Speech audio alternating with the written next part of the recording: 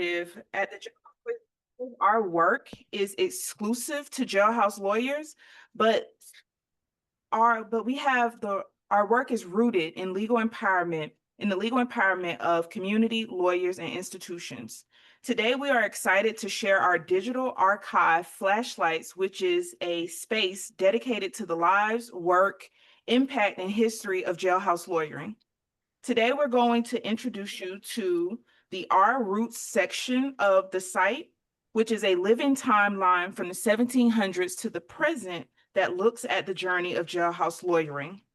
This session will be recorded. It is important to us to be able to share it with folks that couldn't be here in the room with us today. And we're always looking for opportunities to share our work with our members on the inside. So just so that everyone knows that this will be recorded. And also, although people are online in person, we have other leaders, staff, and organizers who also lead projects here at the Bernstein Institute for Human Rights. And we really encourage everyone to please use the chat because your relevant comments can and hopefully will be shared with our incarcerated membership. And so although we do a lot of work of bringing the voices of jailhouse lawyers, incarcerated jailhouse lawyers out into the world, we also as organizers bring the world back into the atmosphere of jailhouse lawyers. So please be creative, please be open with the chat space, as it is a community space to be able to have conversations that can lead back to our members on the inside. And so with that, we're going to go ahead and open up today's community conversation. And before we get started with looking at the site, we would love to invite people to share inside of the chat. And if you're in the room, you can use a sticky note. But in the chat, if you could share your name, where you're located, the organization that you might be representing or joining from, and one word that describes your energy for today.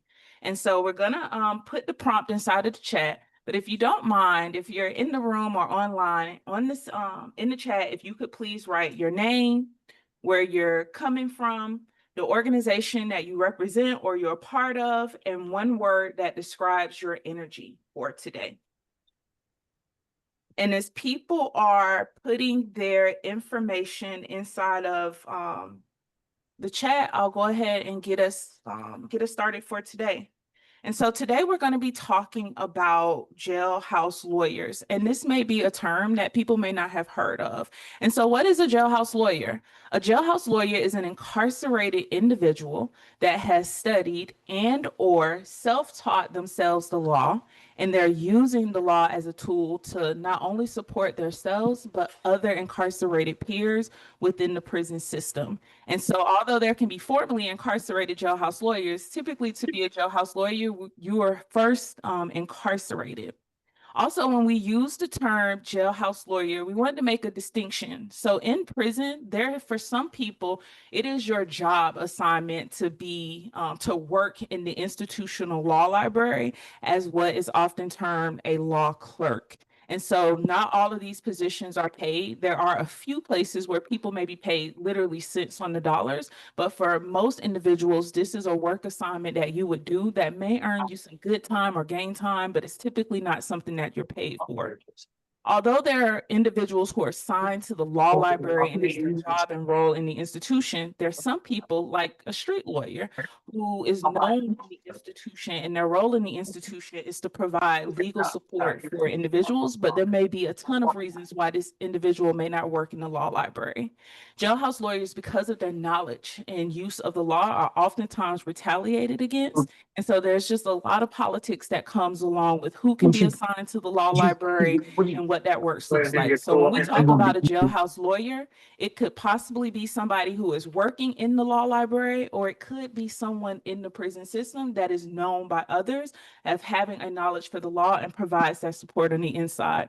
We also did want to lift up that Jailhouse, the term jailhouse lawyer is controversial. Not everybody feels comfortable using that term to self-describe themselves. And one of the things that we've learned, especially when it comes to women, women don't oftentimes identify as jailhouse lawyers, but may identify themselves as an organizer or simply an advocate. Another term that we use here at the JLI and the Bernstein Institute for jailhouse lawyers are community paralegals. So we did want to just give some context that not everybody describes themselves as a jailhouse lawyer. And although it is controversial, it was a name that we intentionally chose to use at the JLI. And as you're going to hear later, there's some places, like for example in Louisiana, where people have chosen to be referred to as counsel substitutes, offender substitutes. And so we just wanted to honor that although the work of jailhouse lawyering is happening all over prisons all over the world, the title and the name may be a little bit different. And so with that grounding, I'd love to turn it over to JLI's membership coordinator, Sophia, to open us up with reading a letter from one of our currently incarcerated members on the inside. Hi, everyone. So happy to have you with us. Thank you to everyone for joining on Zoom and being in person. We just want to, as Jody said, kind of ground this space in the words of our members who are the lifeblood of our work. So I'm going to read a letter that I'm also going to share in the chat from one of our members named Michael Kelly. He says, "Dear JLI, I thank you for the recent human rights module on international human rights. It brought a new perspective to the table when thinking about how I can incorporate this into my legal writing. I graduated from Blackstone in 2013. I started the paralegal/legal assistant course while obtaining my Braille transcriber certification through the Library of Congress. I was assigned to work for the Iowa Prison Industries back in February 2012. I continue to work as a Braille transcriber today. I'm also currently enrolled in Grinnell College in Grinnell, Iowa, in conjunction with DMACC in Des Moines, Iowa, working towards my associate's degree in liberal arts. I've been incarcerated since October 6, 2005, with a release date of January 19, 2027. While attempting to gain relief for myself through the prison law library, I found another passion that was of more importance, and that was to help my fellow incarcerated. Since 2009, I have attempted to help others where I could in order to provide some form of relief due to their financial hardship. Due to their financial hardship, many are unable to pay for private counsel.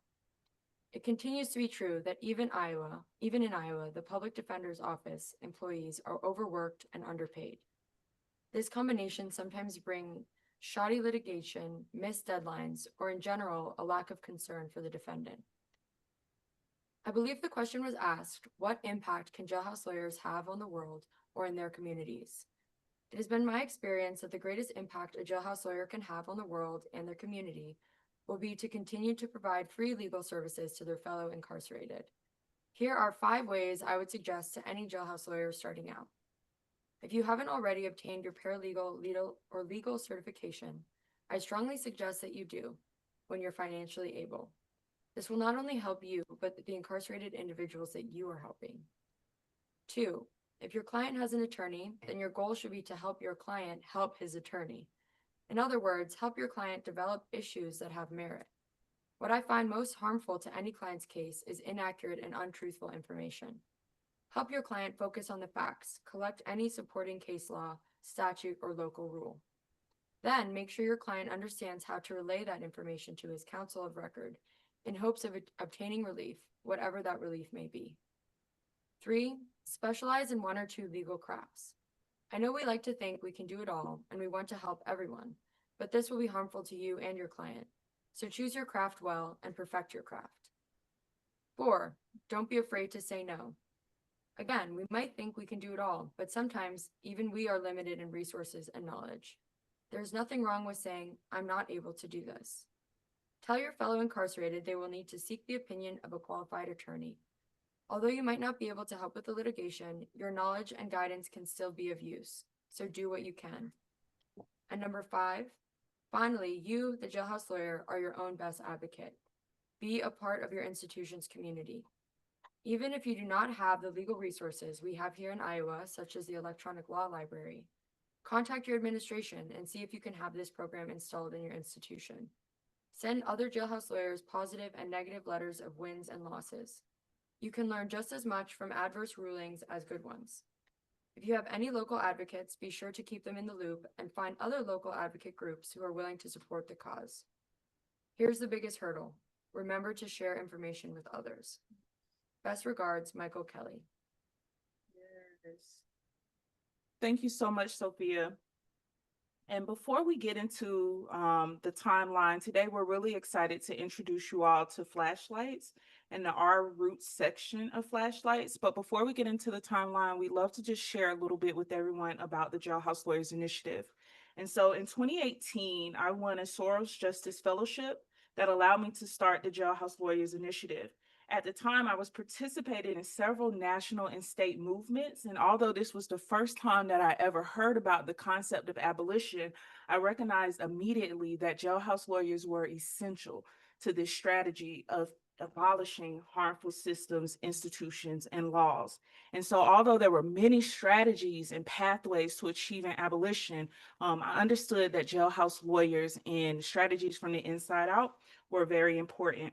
In that same year of 2018, I had the opportunity to travel abroad for my first ever legal empowerment leadership course. And this was the first time that I heard about this human rights methodology and approach to the law called human rights. It was also the first time that I met the Bernstein Institute for Human Rights. And they recognized that jailhouse lawyers were also essential to community change and that jailhouse lawyers were community paralegals. This was the first time that I ever heard of this term in this body of work by community paralegals. We've been housed at the Bernstein Institute for Human Rights ever since. At the Jailhouse Lawyers Initiative, we believe that legal empowerment is a very proactive tool to achieving abolition. Our theory of change is rooted in the legal empowerment cycle, where we recognize that when people know the law, they can use the law, and when people use the law, they can become shapers and transformers of the law. We achieve our vision through the mission of partnering with and investing in jailhouse lawyers as a strategy for incarcerated communities to have access to knowing the law. Typically, when you think about where can a person go to learn the law, it's law schools. And there's so many barriers. And unfortunately, with so many people going into the prison system, like myself and so many others, it's not until this interaction with the criminal legal system that a person even has the opportunity to learn the law for the first time or even have access to legal resources. And so we see the position of jailhouse lawyers, even within the prison system, as essential and a strategy to ensure that people know the law so that they can use and shape it, not just while they're in prison, but that legal empowerment can have a ripple effect from inside of prisons back into the communities that we come from. At the Jailhouse Lawyers Initiative, in addition to legal empowerment, we utilize participatory action research and community peace building as two important strategies to be able to achieve this work of investing in communities to be able to have their own agency in the law and to use it as a tool to protect themselves in the many ways that the law can cause harm. We have 4 goals at the JLI. We have our first goal is to organize jailhouse lawyers, currently formerly incarcerated jailhouse lawyers across the world. Our second goal is to ensure that jailhouse lawyers have access to adequate legal education, resources, and relationships to be able to do the work that they have that they've chosen to do on the outside. And our third goal is visibility. It is our goal to be able to lift up and highlight jailhouse lawyers as essential members of the current legal ecosystem. And one of the ways that we do visibility is flashlights, which we're going to introduce to you today. And then our fourth goal is to create pathways for jailhouse lawyers to return our legal skills back into our communities, both during and after incarceration. And the during incarceration is so important to us because a lot of our members are serving extended sentences and life sentences inside, and yet we recognize that they play such an important role of mentorship as well as legal support for community members who are going in and out of the system. And so currently we have over 1,200 incarcerated members across all 50 states. And the Jailhouse Lawyers Initiative is one of the founding organizations, members of the International Incarcerated Paralegals Congress, also known as the IIPC. And before we look at the timeline, we'd love to hear about who jailhouse lawyers are directly from jailhouse lawyers themselves. So we'd like to share this short video with you.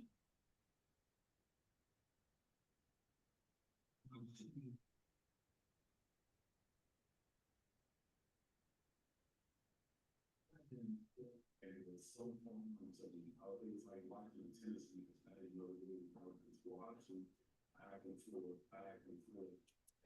1993, I was going into uni to and study the law. So I started using the law. The statutes, the little keys, and reading and rereading and reading.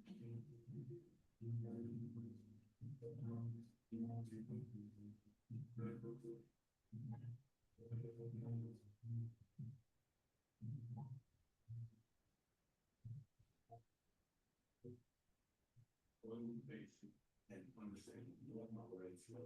I read through maybe 2,000 cases. So I took it upon myself piece by piece to start learning and reading.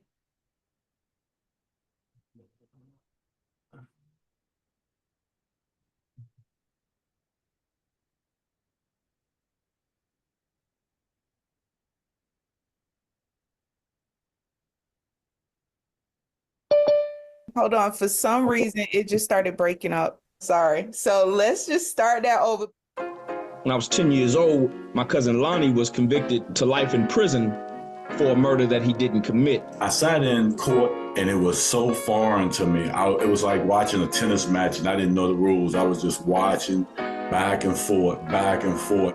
Back in 1993, I was awakened to I need to find out and study the law. So I started using the law library time. Going in there, learning the codes, the statutes, the little keys, and reading and rereading and reading.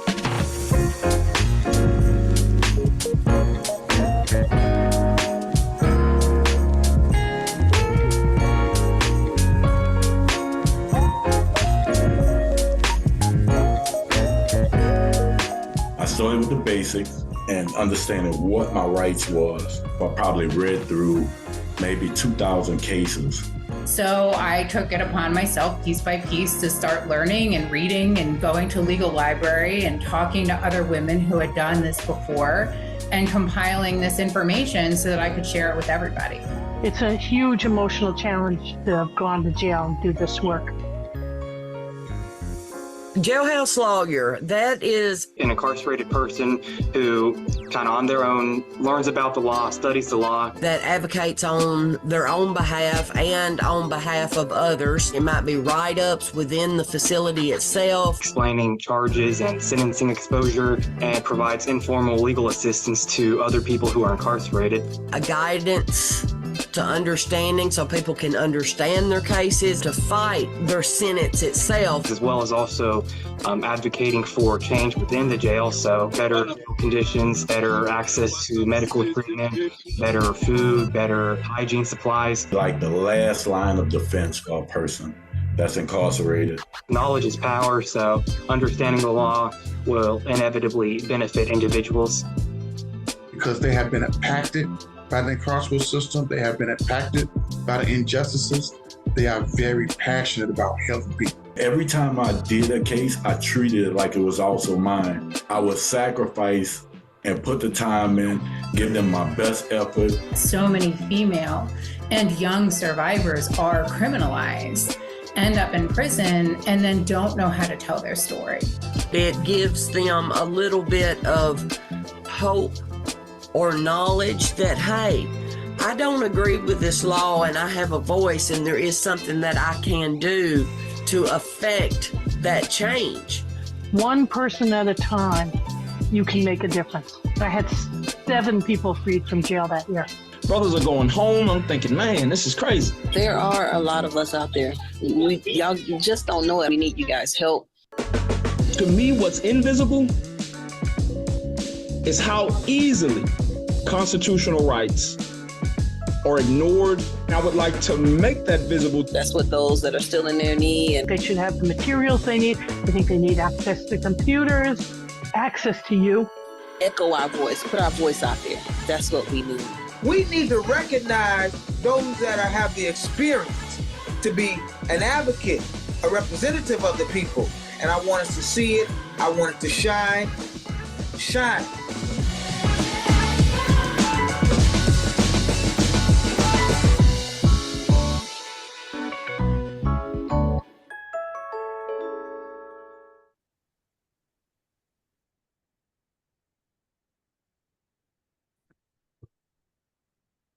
Okay, thank you, everyone. Hi, my name is Tyler. I'm the managing attorney for the Jailhouse Lawyers Initiative.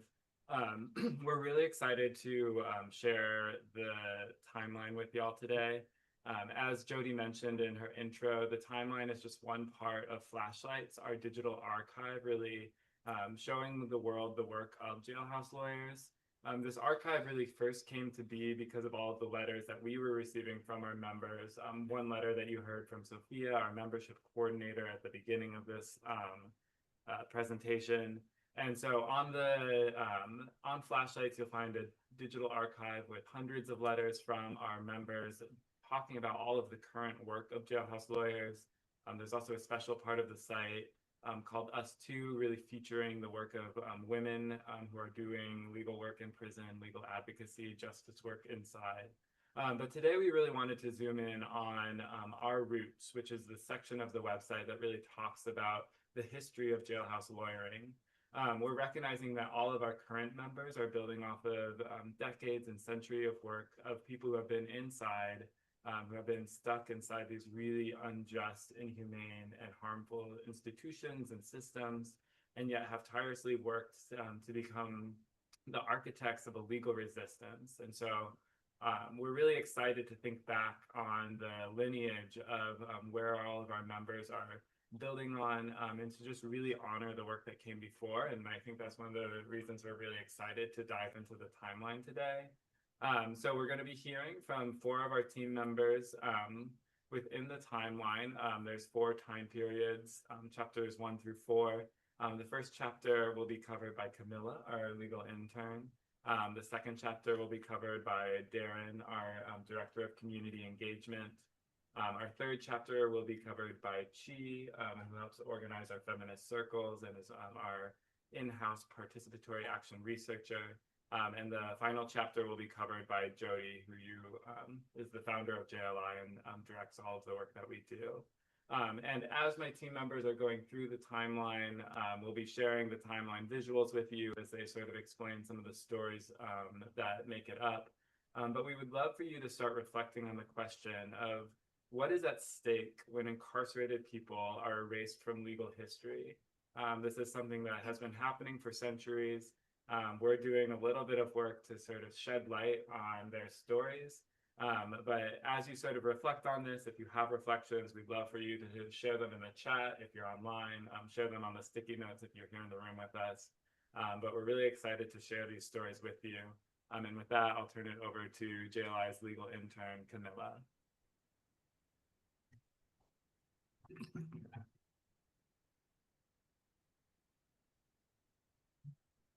Okay, I'll be covering chapter 1. So, generally speaking, the American prison industrial complex is the direct descendant of slavery, the love child of capitalistic exploitation and brutal punishment. Immediately following the inception of the country, the idea of using incarceration as a tool of social and racial control was already taking shape. In 1970, the Walnut Street Jail in Philadelphia became America's first penitentiary, where the concept of isolating prisoners was introduced under the belief that the solitude would lead to remorse. However, this was also the start of using imprisonment as an organized system of labor and profit. Early reports described prisoners sewing clothes, making shoes, and manufacturing goods that were sold for state revenue. By 1826, New York opened Sing Sing Prison, the first in the country to turn a profit, forcing incarcerated people to labor in stone quarries and factories. Prison labor became another iteration of exploitation, even as chattel slavery continued. By the 1830s, Sing Sing was producing millions of bricks annually for construction across New York, so the state was built quite literally on the backs of forced labor. Before the Civil War ended in 1865, free labor was an immense source of economic gain in the South, such that the economy plummeted after slavery was seemingly abolished. The 13th Amendment was ratified later that year, stating that slavery shall not exist in the United States except as a punishment for crime. And through this loophole, the South found a way to rebuild. The U.S. Slave Patrol evolved into the police departments of America while the goal remained the same: perpetual preservation of the slavery system and an exponential expansion of the free labor workforce. A number of laws, including Black codes, criminalized newly freed men in order to fill cells and fulfill convict leasing contracts quickly. Across the South, thousands were arrested for so-called crimes like vagrancy, loitering, or failing to carry proof of employment. Once convicted, they were leased out to private companies to work in mines, railroads, and plantations under brutal, deadly conditions, generating enormous profits for both states and corporations. In response to rampant sexual abuse, overcrowding, and harsh treatment that women suffered when held in jails alongside men, by 1873, the Indiana Women's Prison opened as the first separate prison for women in the United States. From its inception, it unjustly incarcerated women under moralistic laws like vagrancy and lewd behavior, reinforcing the narrative of criminality attached to Blackness and womanhood alike. Prisons like Angola in Louisiana, which literally took its name from the plantation it replaced, continued the same forced labor under an updated system. Prisoners worked the same fields their ancestors had under slavery, under the same threat of violence and death.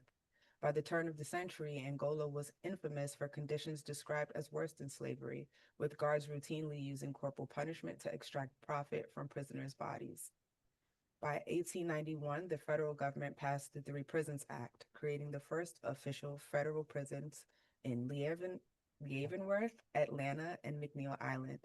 Though federal, these institutions were still steeped in the same logic of using prison labor as an economic engine and for social control. Within a few years, Leavenworth became a major supplier of manufactured goods, a continuation of using inmates as cheap labor. Even as these renewed systems of oppression sprouted between the 1700s and 1900s, so did the genesis of efforts to protect the rights of incarcerated individuals, and the same legal system that codified oppression would soon become the battleground for seeking justice inside prison walls. Thank you. We're going to go into section 2. And just to give some historical context, we all know that during the period from the 1920s to the 1960s, saw the rise of the Klan. We were in the throes of Jim Crow, the Civil Rights Movement, and many other historic issues were happening at the time. But despite what was happening outside, jailhouse lawyers were in the inside agitating for justice. And we have one such agitator, Eugene Victor Debs. He was an American socialist, a political activist, a leader, and the later labor movement. So you can already know that he was in and out of prison. Well, one thing that Eugene did was that during his last stint in prison in 1920, he ran for president. So he was agitated. He was saying that my voice would not be silenced. And running for president, he actually had votes, people actually voted for him. But it just shows that he was proving that his humanity and voice as an advocate for the conditions of others would not be silenced, and that he had agency. And during the 1960s, we have Martin Sorcery.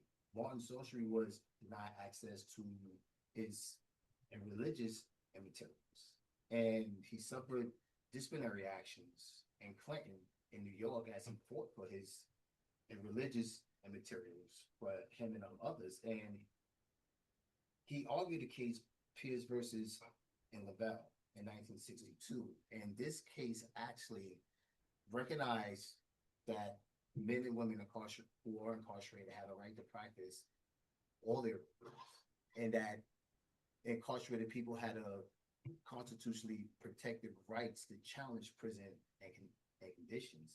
And this case actually set precedent. Was considered like the Brown v. Board of Education and of prison rights.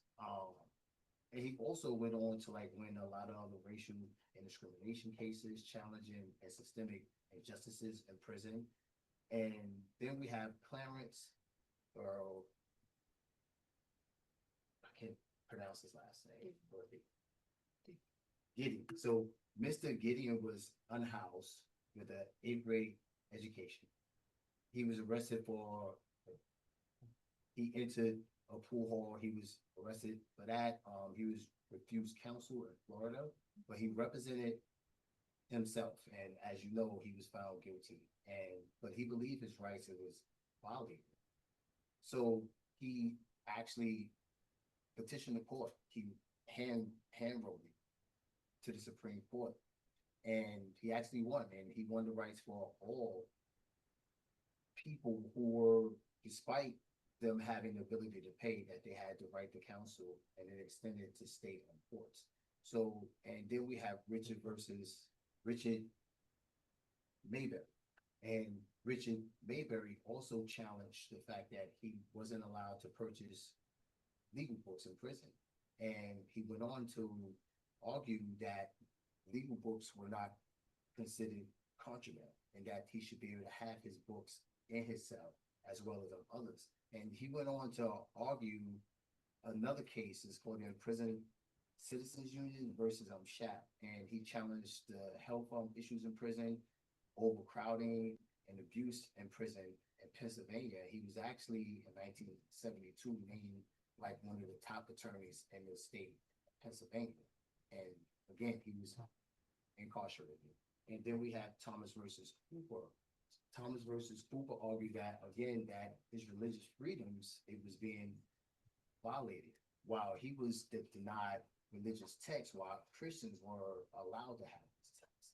And this represented a watershed moment, because this is the first time that incarcerated people was able to actually use 1983 to address injustices in prison. So it's Cooper v. Pate. And it kind of opened the door for all of the civil suits that we have now in prison that's challenging the conditions in prison. And then there was Jerry the Jew in New York. Jerry the Jew was probably the godfather of like law in New York State prison. Most of the things that we have in New York State prison now, as far as the computers and access to books and all these things, kind of stem from Jerry the Jew. He was one of the leaders in the Attica riot. He was the first person to graduate from Blackstone Law School to become an attorney. He filed like hundreds of lawsuits and hundreds of appeals in New York State, where I served time. So he was like a legend in New York State. He served 46 years in prison, and he died in 2009. But his memory is still there in the prison, and a lot of the things that he fought for, we still have in New York State prison. And then we have William Joe Johnson, and the case cited as Johnson v. Avery. And again, Johnson's law books and typewriter was confiscated. He was punished, but for actually helping people in prison.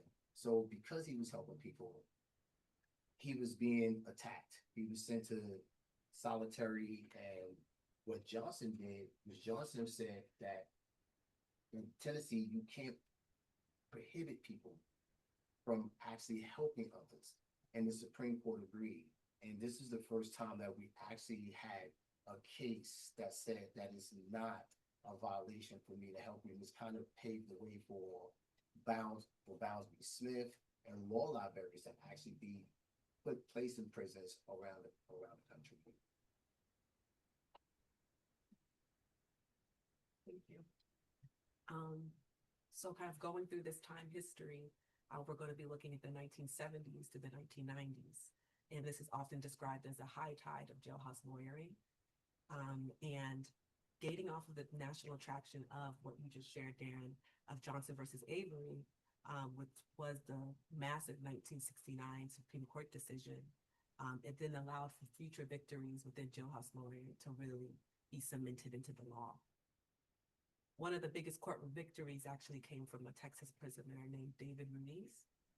And in Ruiz versus Estelle in 1971, the federal court actually ruled that conditions in the Texas prison system were cruel and unusual, and that they violated the 8th Amendment. This lawsuit was largely drafted by Ruiz and other jailhouse lawyers, and it forced massive reforms, which included reducing overcrowding, improving medical care, and also just ending larger brutal disciplinary practices that were very much linked to previously like codes and abuse. And similar to this too, in thinking about the South alongside Texas, places like Louisiana's Angola prison, as Camilla noted, legal programs also grew really rapidly there as well. And then within the late 70s and 80s, the law libraries expanded. And typewriters were actually introduced. And then that was a way for those who are incarcerated to then access legal databases like Westlaw. So during the 70s, there is this new era, with thinking about mass incarceration. But there was a place and time where jailhouse lawyers were able to build stronger in their own work together collectively, and then through the law itself. The case in 1975 of Wolf and McDonald really further solidified their rights to access to the courts. And then we have Bounds versus Smith in 1977, where the Supreme Court declared that prisoners had a constitutional right to meaningful legal access. Prisons were now required to provide either attorneys or access to law libraries. And this laid the groundwork for this shift of legal empowerment behind the bars. In this space, and as you've heard so far from even the video, many prisoners then taught each other how to write motions and study this case law. And that's where we then lead to more educational resources like the Jailhouse Lawyers Manual, which was first published within Columbia Law students in 1978. But then we have a push in 1980s where Dan Manville actually co-authored the Prisoner's Self-Help Litigation Manual, which is then written by him as a jailhouse lawyer, but also really pushed for this independent prisoner rights publications. This also includes, but not limited to, the Prison Legal News, which is one of the longest running independent magazines that is edited, written, and published by currently and formerly incarcerated people. So during the 80s, we see this rise of the war on drugs, where then the prison population really exploded. And so harsher new laws like mandatory minimums and the Sentencing Reform Act of 1984 then made these sentences longer and harder to appeal. So many jailhouse lawyers then shifted their focus, really focusing, including but not solely on prison conditions, to also challenging sentencing laws, prosecutorial overreach, and racial disparities in drug enforcement. And so then by the 1990s, we have this movement now facing even more growing opposition because of being more in the limelight of the work. And so politicians then branded inmate lawsuits as frivolous, and legislation like the Prison Litigation Reform Act in '96 made it harder for prisoners to sue. So prison resources were cut and law libraries began to shrink, and as well as legal programs for those who were incarcerated were becoming defunded and tightly controlled. And so this doesn't mean that the jailhouse lawyer movement lost momentum, but it did face a lot of pushback. And so I'll pass it to Jody for that. Yes, thank you, Chi. And so for the final period on the timeline, it really explores the lives and work of jailhouse lawyers from 2009 to the present. It is a bold and heartbreaking reminder of the continued battle that incarcerated people continue to face against the violence, retaliation, discrimination, and isolation that we heard here today that the prison industrial complex continues to perpetuate, but also was founded upon. Many of us may be aware of renowned and currently incarcerated jailhouse lawyer Mumia Abu-Jamal, who gifted us with his groundbreaking book, Jailhouse Lawyers: Prisoners Defending Prisoners versus the United States in 2009, where he introduces the lives and work of over 40 jailhouse lawyers. During this time period, we also see the establishing of two organizing bodies dedicated to jailhouse lawyers, one being the Jailhouse Lawyers Speak, who is a completely self-organized body of incarcerated jailhouse lawyers. And then in 2018, the Jailhouse Lawyers Initiative, which was designed to really support the legal education of jailhouse lawyers on the inside. And so today, I would like to shine a specific spotlight on a particular, very influential and inspiring formerly incarcerated jailhouse lawyer during this period. He was also featured in the video that we saw earlier. And so Dr. Eric Dene of Louisiana, he's also known as an offender counsel, but he was a jailhouse lawyer at Angola that dedicated himself to helping his peers navigate the legal system. He was sentenced to over 27 years. He served over 27 years inside, and of that 27 years, 15 of them was spent formally counseling others. He also authored hundreds of legal petitions, including one that went all the way to the U.S. Supreme Court. Dr. Nate is a deeply committed scholar, earning multiple doctorates while he was incarcerated. He authored the legal petition Esteem versus the State of Louisiana, which was decided upon by the Supreme Court in 2018. The petition addressed the issue that many incarcerated people were serving life or extremely long sentences imposed under outdated and disproportionately harsh drug and habitual offender laws. Dr. Dene argued that sentencing reforms passed after their convictions should be applied retroactively to reduce those sentences. The Louisiana Supreme Court ruled that district judges do have the authority to reduce sentences for people whose punishment would have been less severe under new laws. The decision opened the door for many incarcerated people to petition for reduced sentences. And since then, dozens, if not more, esteem cases, as they were referred to, have resulted in people being released early or having their sentences significantly shortened. And so Dr. Dene's work exemplifies the power of jailhouse lawyering to affect systemic change, not just for himself, but for countless others. His position highlighted how outdated sentencing laws continue to punish people unfairly, even after legislation recognized that and reformed those laws.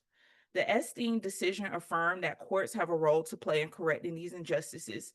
And he also modeled how jailhouse lawyers can really catalyze real world relief, even in the face of indifferent and hostile environments.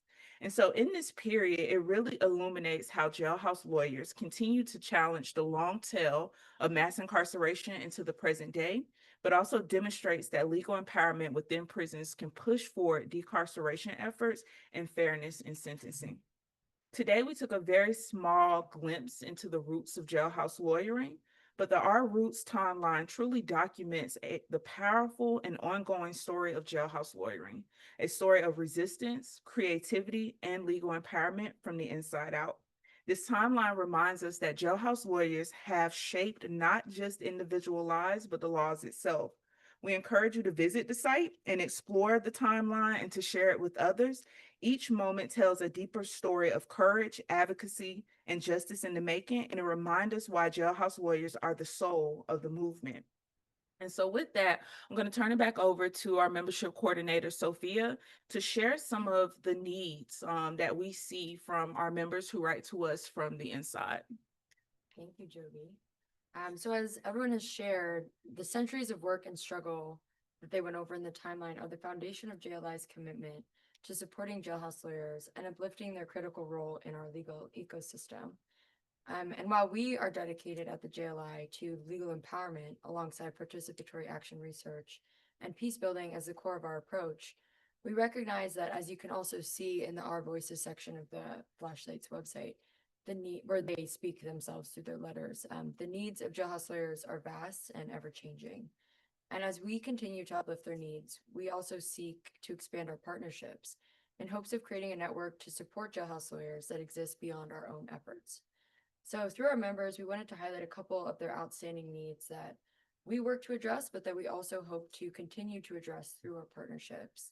And those include further access to attorneys for direct representation, legal discussion, research support, case reviews, as well as the need for up-to-date knowledge of the policy environment and organizing efforts at the local, state, and national levels. Our members are also very enthusiastic about any opportunities to participate in social justice, reform, and abolitionist movements happening on the outside, and they love any opportunity to write and contribute to those movements. They also have a need for political education, access to funding for their legal work, such as filing fees, advocacy around retaliation in their facilities, physical needs such as books, especially law books, materials for writing, and mail supplies like stamps. They need reentry support for when they return to their communities, for those that do return, as well as court and prison watching, further access to education. And I think one that just spans all jailhouse lawyers is human connection and the need for ties in their outside communities. So we're going to share that in the chat as if anyone feels compelled to connect with us on any of these things. There are needs that our members regularly express to us in their writing. Yes. Thank you, Sophia. And so as we are wrapping up this conversation for today, we just really wanted to continue to highlight that this is an ongoing fight, and the role that jailhouse lawyers must play, have to play, has played, continue to play in this fight towards peace, freedom, and justice.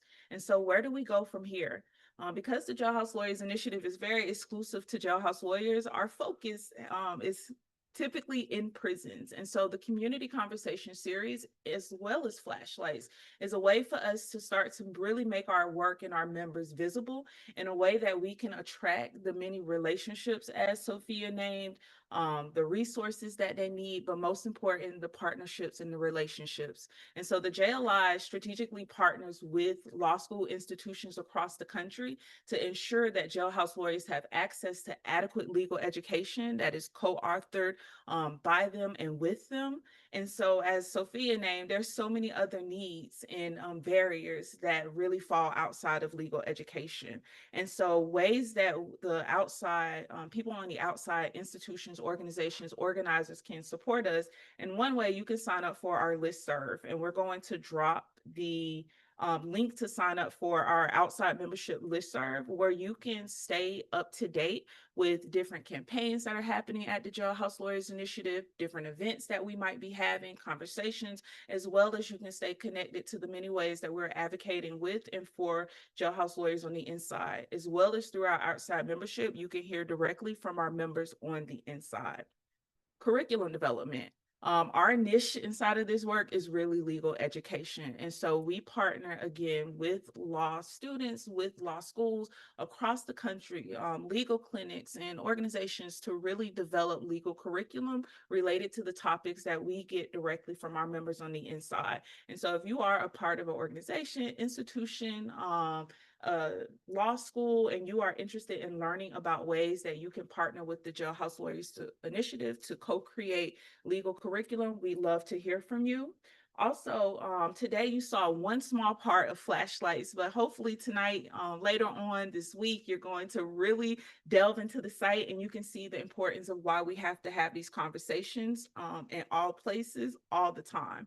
And so we're excited to really take Flashlights on the road. Last year in October, we launched Flashlights with a beautiful 3-day convening here at NYU through the Bernstein Institute for Human Rights, but we also love to pull up virtually and in person to law schools, organizations, and community, and to really be able to not only share the archive, but to have deep discussions around the letters with jailhouse lawyers and look at the many topics and themes that they're speaking to, of not just the ills of the prison systems, but the many solutions that we need to incorporate to achieve justice. Another way that we love for folks to connect with us is around letter reading and writing of jailhouse lawyers in your state. We get hundreds of thousands of letters from jailhouse lawyers, and they're all processed here at NYU, but we're really open to partnering with state-based organizations and institutions and groups to really help us with not only responding to the mail, as Sophia lifted up, but helping us to make sure that all of the mail is not just read, but it's organized in a way that we can be responsive to the many needs and voices of people coming on people on the inside. Some of the events that we have coming up next week. So the Jailhouse Lawyers Initiative, we convene what is called feminist circles. We recognize that women jailhouse lawyers, the needs of women jailhouse lawyers are vastly different from men inside. And so we partner with formerly incarcerated women, lawyers, family, and community to really host these conversations online monthly that allows us to have conversations around exercising your rights and healing justice. And so we're going to have a very powerful Exercising Your Rights feminist circle next week on July 17th. from 6 to 7:30 p.m. online, and we shared the registration link. So if you're interested in joining a feminist circle, learning more about the feminist circles, please reach out to us or feel free to register for that conversation that's going to be happening next week. Also, we're excited to announce that in late October, we'll be updating the Flashlight site with hundreds of new letters, also new members. And so there'll be a lot of new content that's going to be launched this year. And then today's conversation is the kickoff to more conversations that we're looking forward to having. So in September, we hope to, in September, we will be coming back with a conversation around how does legal empowerment feed into abolition, and we're very excited about that. So now in the chat, we're going to drop our email address. Please feel free to join our outside membership by joining the membership registration link. But if you'd like to have a conversation with us at the Jailhouse Lawyers Initiative, if there's a area inside of the needs reflection that you feel like you could contribute to, like to learn more about, or maybe even have some connections that you'd love to connect us to, please reach out to us through our email. And if you are also, the timeline is living.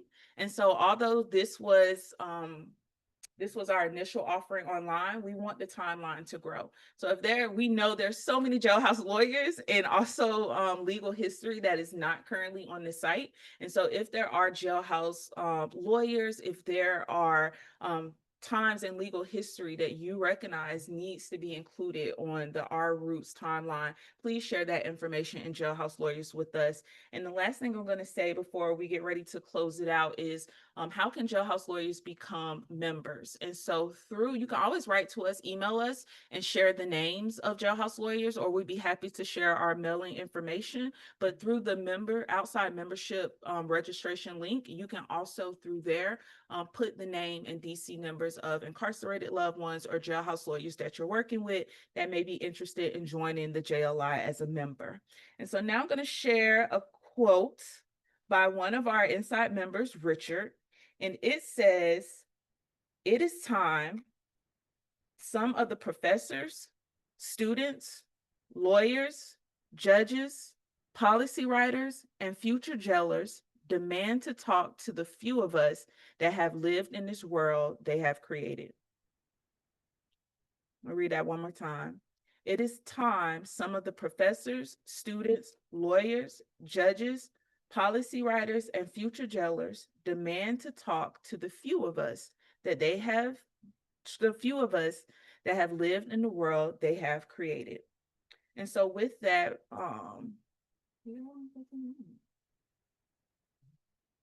all right. So with that, I don't want to let you go. But with that, we'll close it up today. We really appreciate everyone who took the time to join us online. Again, it is so important for us to really take the work that we're doing with incarcerated individuals and not just share it out, but to create bridges between prisons, institutions, prisons, and community, so that as we move towards a world where there are no more prisons, where there are no more jails, there are no needs for police, we can be clear of the pathways of how to get back and forth. And so with that, we hope to hear from you. We hope to see you join our outside membership. And thank you again for joining us for a conversation today on the roots and timeline of jailhouse lawyering and jailhouse lawyers here inside of the world. Thank you.